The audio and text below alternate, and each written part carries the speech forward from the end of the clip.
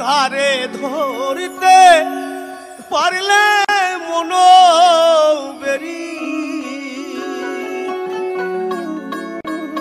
দিতাম পাখির পায় কমনে আসে যায় এই খাঁচার ভিতর অচিন পাখি কমনে আসে যায়।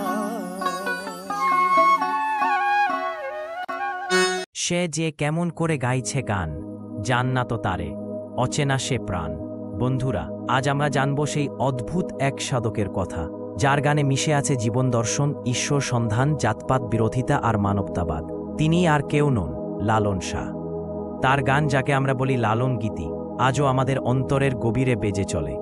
লালনের জন্ম ১৭৭৪ সালের আশেপাশে, বর্তমান কুষ্টিয়া জেলার ছেউরিয়াতে। তার প্রকৃত জন্ম পরিচয় নিয়ে বিতর্ক থাকলেও ইতিহাস বলে তিনি হিন্দু হিসেবে জন্মছিলেন, কিন্তু এক সময় গুরুতর অসুস্থ হয়ে পড়েন। তাকে এক মুসলিম পরিবার সেবা শুশ্রূষা করে সুস্থ করে তোলে। এরপর জাতপাতের বন্ধনে বাঁধা সমাজ তাকে প্রত্যাখ্যান করে। তখনই তিনি মনস্থ করেন, মানুষে মানুষের ভেদাভেদ কেন? এই প্রশ্নের উত্তর খুঁজতেই তিনি বাউল পথে যাত্রা করেন। তিনি হয়ে ওঠেন একজন ফকির, একজন বাউল সাধক, যিনি ধর্মের দেয়াল ভেঙে দেন গানে গানে। লালনের গান শুধু গান নয়, তা এক একটা দার্শনিক চিন্তা।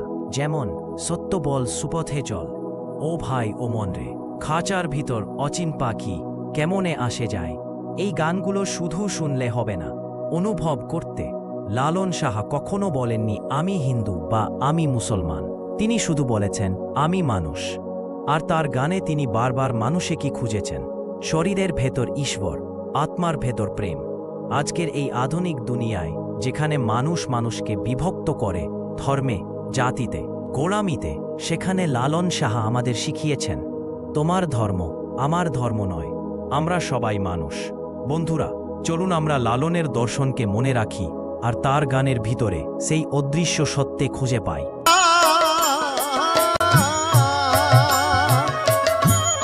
মধ্যে মধ্যে ঝল